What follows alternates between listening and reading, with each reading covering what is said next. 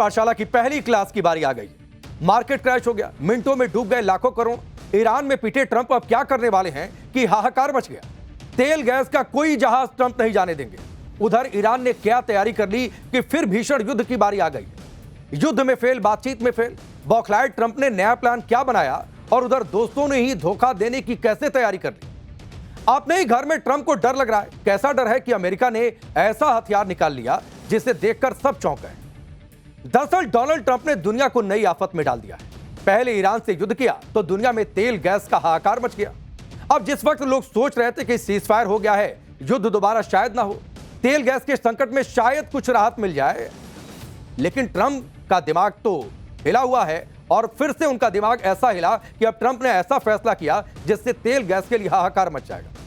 कहां लोग सोच रहे थे कि तेल गैस का संकट कम होगा और कहां ट्रंप अपनी सनक में नई आफत लेकर आ गए।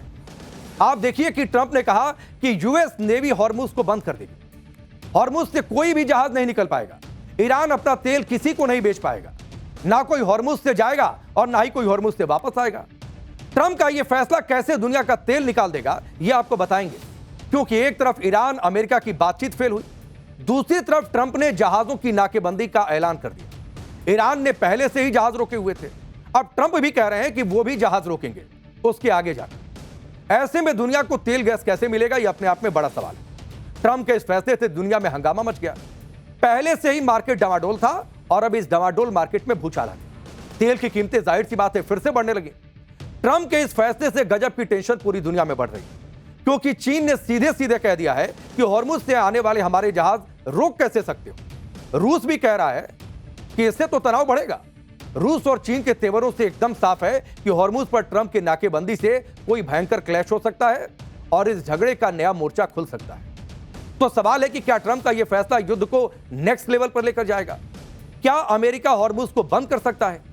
ट्रंप के फैसले को अमेरिका में पहले ही फेल क्यों बताया जा रहा है, इसकी भी बातचीत करेंगे। ईरान ने ऐसा क्या किया जिससे ट्रंप के दावों की पोल खुल गई और ट्रंप को क्या अमेरिका में ही डर लगने लगा है? यह सब आपको बताएंगे, लेकिन पहले एक झलक आप देखिए।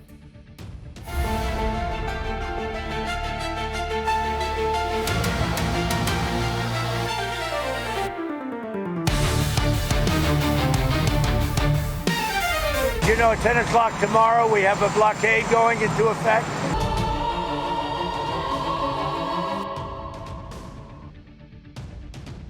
ईरान युद्ध के बीच में डोनाल्ड ट्रंप बुरी तरीके से फंसे हुए हैं। ईरान से युद्ध करके अपनी जो शीशा लेदर उन्होंने करवाई है, उससे निकलने की बजाय ट्रंप और दलदल में फंसते चले जा रहे हैं। लेकिन बात सिर्फ इतनी नहीं है कि ट्रंप खुद दलदल में फंस रहा है। ट्रंप अपने साथ साथ दुनिया को भी ऐसे दलदल में फंसा रहे जहां से निकलना मुश्किल होता दिखाई दे रहा है। क्योंकि आप देखिए कि पहले से ही तेल गैस का संकट है। ईरान के रास्ते मुश्किल से तेल गैस के जहाज आ जा पा रहे हैं। इन सबके बीच ट्रंप की ईरान से बातचीत फेल हो गई तो ईरान से जीतने के लिए ट्रंप ने नया हथकंडा आजमा लिया। जो स्टेट ऑफ हॉर्मुज एक तरफ से बंद है, अब उसे और तगड़े से बंद करने के लिए ट्रंप ने नाकेबंदी कर दी। हॉर्मुज में ईरान के ब्लॉकेड के आगे ट्रंप ने अमेरिकी ब्लॉकेड लगा दिया। ट्रंप कह रहे हैं कि हम हॉर्मुज को पूरी तरह से ब्लॉक कर देंगे। ईरान के पोर्ट या कोस्टल इलाके में जाने वाले जहाजों पर यह पाबंदी लागू होगी। ईरान के अलावा किसी दूसरे देश जा रहे जहाजों को जाने दिया जाएगा, उन्हें आने दिया जाएगा। ईरान ने हॉर्मुज खोलने का वादा किया था लेकिन पूरा नहीं किया, इसीलिए हम नाकेबंदी कर रहे हैं। ट्रंप ने कहा कि ईरान को तेल बेचकर मुनाफा किसी हाल में कमाने नहीं देंगे। जिसे तेल चाहिए वो हमसे खरीदे, हमारे पास सबसे ज्यादा तेल है। बार बार ट्रंप इस बात को पहले भी कहते रहे। हॉर्मुज में अमेरिका तेल के जहाजों के आने जाने पर जो रोक लगा रहा है वो अरब सागर और ओमान सागर के बीच में है। एक मैप आपको स्क्रीन के इस हिस्से में दिखा रहा है, जरा इसको ध्यान से देखिए। जहां हॉर्मुज से निकलकर सबसे पहले ओमान की खाड़ी आती है और उसके बाहर आगे जो है अरब सागर आपको दिखाई दे रहा है। यहीं पर अमेरिका दरअसल अपनी नाकेबंदी कर रहा है, ब्लॉकेड लगा रहा है, जिसके बाद हॉर्मुज से कोई भी तेल का जहाज जाहिर सी बात है ना निकल पाएगा और ना ही हॉर्मुज के रास्ते ईरान जा सकेगा। यानी ट्रंप अब ईरान पर इकोनॉमिक हमला करने की कोशिश में। ईरान की इकोनॉमी पूरी तरह तेल पर निर्भर है और ट्रंप का निशाना इसी इकोनॉमिक सिस्टम पर है।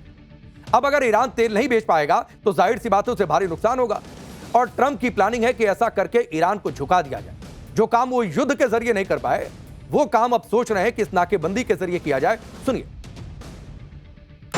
Their military is destroyed. Their whole Navy is underwater. You know that 158 ships are gone. Their Navy's gone. Most of their mine droppers are gone. We have a lot of people, as you know, at 10 o'clock tomorrow, we have a blockade going into effect. That'll be 10 o'clock tomorrow. Other nations are working so that Iran will not be able to sell oil. यह Trump का पहले का बयान है। नाकेबंदी का समय शुरू हो चुका है। ट्रंप ने हॉर्मुज को बंद करने का फैसला लिया तो ईरान ने भी तगड़ा जवाब दिया। ईरान ने साफ साफ कह दिया कि दुश्मन के जहाज को हॉर्मुज से गुजरने नहीं देंगे, दूसरे देशों के जहाजों को नियम के मुताबिक जाने देंगे। ईरान यह भी कह रहा है ईरान के पोर्ट्स को खतरा होता है तो फारस की खाड़ी या ओमान सागर का कोई भी पोर्ट सुरक्षित नहीं रहेगा। ईरान ने यह चेतावनी भी दे दी। यानी ईरान कह रहा है कि अगर हमें खतरा हुआ तो फिर कोई भी सेफ नहीं रहेगा इस इलाके में। आप साफ साफ समझ लो, ईरान के लिए अब खोने को बहुत कुछ बचा नहीं है, इसीलिए वो मरने मारने वाली स्टेज पर पहले से ही है। और ईरान का युद्ध की शुरुआत से ही स्टैंड था कि हम अगर डूबेंगे तो सबको लेकर डूबेंगे, इसलिए सोच समझकर हमसे लड़ाई की। लेकिन अमेरिका ईरान की इस लड़ाई में दुनिया पिस रही है, क्योंकि पहले ही ईरान से मुश्किल से तेल गैस के जहाज आ रहे हैं। ईरान जिसे चाहता है वही जहाज आ जा रहे हैं। लेकिन अब तो ट्रंप ने भी पहरेदारी लगा दी। इससे तेल गैस का संकट विकराल हो जाएगा। हो सकता है कि भीषण युद्ध एक बार फिर से शुरू हो जाए और अब की यह युद्ध समुद्र में ज्यादा हो सकता है कि इसमें चीन रूस भी कूद जाए, क्योंकि वो साफ तौर पर कह रहे हैं कि भाई हमारा जहाज कैसे रोक सकते हो। चीन रूस के भी जहाज वहीं से आते जाते हैं।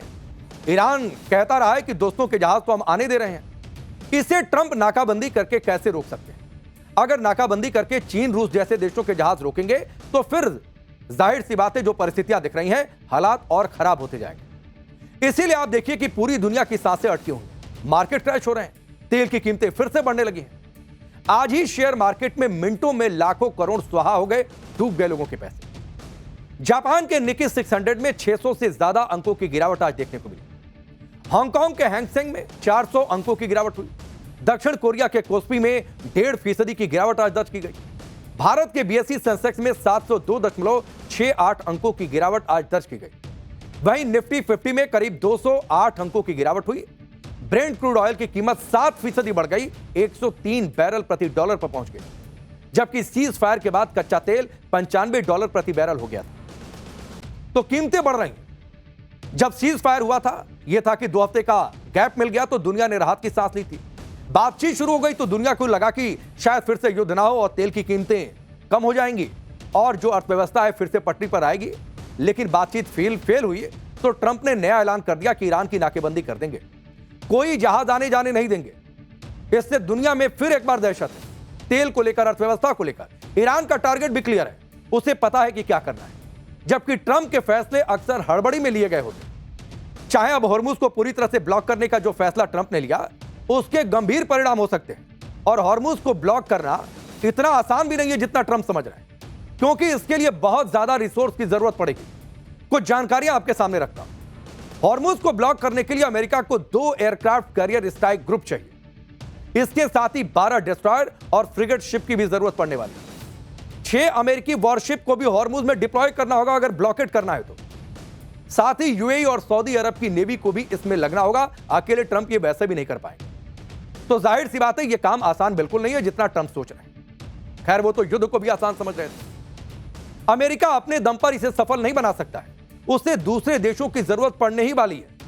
लेकिन सबसे बड़ा सवाल यह है कि हॉर्मुज तो ईरान का समुद्री क्षेत्र में आता है, लेकिन ट्रंप जहां नाकेबंदी की बात कर रहे हैं वहां अमेरिका का कोई अधिकार नहीं। ईरान कह रहा है हम अपने अधिकार क्षेत्र वाले में हमने पाबंदियां लगाई, अमेरिका का कौन सा अधिकार। इसीलिए नाटो के पूर्व सुप्रीम एलाइड कमांडर कह रहे हैं कि अगर अमेरिका हॉर्मुज ब्लॉक करता है तो यह एक्ट ऑफ वॉर होगा और इसके गंभीर नतीजे भुगतने पड़ सकते हैं। तो सोचिए जो नाटो के कमांडर तक रहे हैं वो ये कह रहे हैं कि एक्ट ऑफ वॉर है, और दुनिया में एक्ट ऑफ वॉर और वॉर की सीख ट्रंप से ज्यादा तो किसी ने वैसे भी नहीं दी। अमेरिका में लोग कह रहे हैं कि ट्रंप ने जो नया दांव खेला है उसमें वो कामयाब नहीं हो पाएंगे। यहां भी ट्रंप फेल हो जाएंगे जैसे युद्ध में हुए, जैसे वो पहले फेल हुए। ट्रंप का मजाक ईरान युद्ध को लेकर पहले से ही उड़ रहा था, अब तो फिर से ट्रंप पर मीम्स बनने लगे हैं, लोग शेयर कर रहे हैं, खिल्ली उड़ा रहे हैं। अब कुछ तस्वीरें मैं आपके सामने रखता हूं, ये मीम देखिए जो इस हिस्से में स्क्रीन के मैं आपको दिखा रहा हूं। लोग कह रहे हैं कि आज ट्रंप ने हॉर्मुज पर नाकेबंदी की है तो कल को यूरोपियन यूनियन और चीन भी हॉर्मुज पर नाकेबंदी कर देगा और फिर सब यही करने में जुट जाएंगे। इसी तरीके का खेल शुरू हो जाएगा। ये देखिए क्या कुछ सोशल मीडिया पर शेयर किया जा रहा है और कैसे ट्रंप का मजाक उड़ाया जा रहा है। एक और मीम आपको दिखाता हूं। यह मुंबई में ईरान के कॉन्सुलेट जनरल ने शेयर किया है। इसमें भी ट्रंप की युद्ध नीति का मजाक उड़ाते हुए लिखा गया है कि दुश्मन के ब्लॉकेड को हटाने के लिए उस ब्लॉकेड की ही ब्लॉकेडिंग कर दी गई। बचपन में एक होता था कि अगर नहीं कोई खिला रहा है तो हम जाकर खेल बिगाड़ देते थे। ट्रंप कुछ उसी तरीके से कर रहे हैं। लोग चर्चाओं में इन बात को कह सुन रहे हैं। ट्रंप का नया ऐलान अमेरिका के लिए बैकफायर भी कर सकता है, क्योंकि चीन ने तो खुली वार्निंग दे दी है कि उसका ईरान के साथ समझौता है और अगर किसी ने चीन के जहाज रोके तो बहुत बुरा होगा, क्योंकि हम अपने समझौते के तहत ईरान से तेल गैस ले रहे हैं और उसी के तहत जहाज आ रहे हैं। चीन ने कहा है कि हमारे जहाज हॉर्मुज से होकर जा रहे हैं और आ भी रहे हैं। ईरान के साथ हमारा ट्रेड और एनर्जी एग्रीमेंट है, हम इसका सम्मान करते हैं और दूसरों से भी उम्मीद करते हैं कि वो हमारे मामलों में दखल ना दे। हॉर्मुज पर ईरान का कंट्रोल है और हॉर्मुज हमारे लिए खुला हुआ है। चीन साफ साफ कह रहा है कि स्टेट ऑफ हॉर्मुज चीन के जहाजों के लिए खुला है और अगर अब अमेरिका की वजह से चीन के जहाजों की आवाजाही पर कोई असर पड़ता है तो यह अच्छा नहीं होगा। अब चीन के बयान का सीधा मतलब यह है, या फिर मतलब आप कहिए कि वार्निंग है, कि चीन के मामलों में अमेरिका बिल्कुल ना पड़े और अगर पड़ता है तो इससे टेंशन और ज्यादा बढ़ सकती है। लेकिन बात यहां पर सिर्फ चीन की नहीं है, रूस भी खुलकर ईरान के साथ। रूस और चीन ने ही यूनाइटेड नेशन सिक्योरिटी काउंसिल में हॉर्मुज खुलवाने वाले प्रस्ताव के खिलाफ वीटो लगा दिया था और उसके बाद वो प्रस्ताव गिर गया। अब चीन ने तो अमेरिका से कह दिया कि हमारे जहाज कैसे रोकोगे। वहीं रूस भी कह रहा है कि हॉर्मुज पर नाकेबंदी से गंभीर परिणाम हो सकते हैं। किसी भी देश के जहाज को रोकने से तनाव बढ़ेगा, इंटरनेशनल मार्केट में तेल की कीमतें अस्थिर हो जाएंगी, एनर्जी सिक्योरिटी के लिए यह बड़ा झटका होगा।